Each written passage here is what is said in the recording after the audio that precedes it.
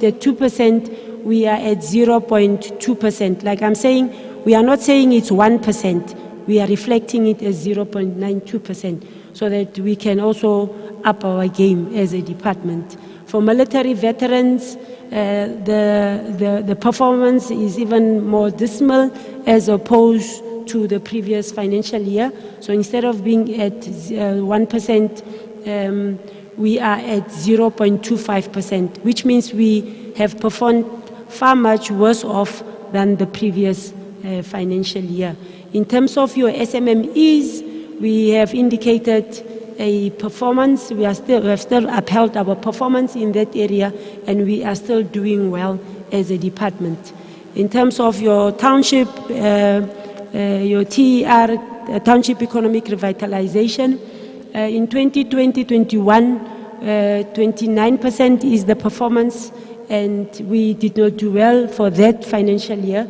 And on that area, I can tell you that since this indicator has been introduced by the Premier, it is for the first time that the department did not do well in 2020-21.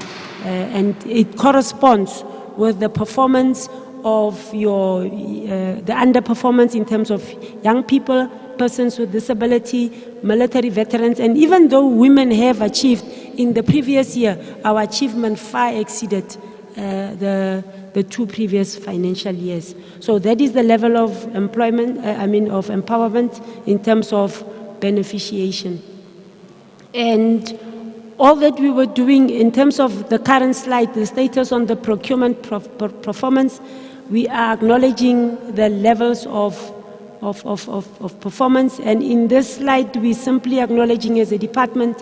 So we have 2020, 2021, the level of performance in 2020 it was at 93% for black owned, and in 2021 it was at 95%. So we're simply comparing them more vividly there, so that our stakeholders can see them. 31 for black women in 2020, 36 in 2021, 16 for youth in 2020, and it has gone down significantly in 2021, and 1.42% for for persons with disability, and it has gone down the following year. And whilst we're making this comparison, what should be of concern and what is of concern for us as a department is we need to understand why is it that the level of empowerment and benefit for this targeted group, why is it different from one year to the other? Why can't it does for persons with disabilities and so on and so forth?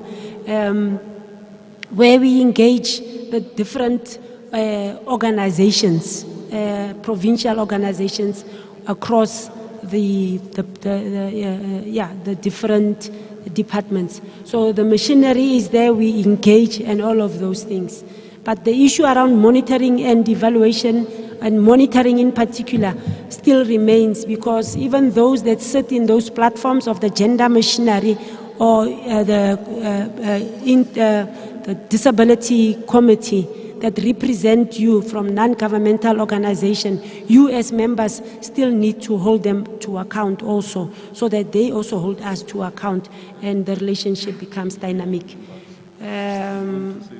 I think as we move towards closure, the end of our presentation, we're simply saying that on top of all the things that we've said in terms of policy,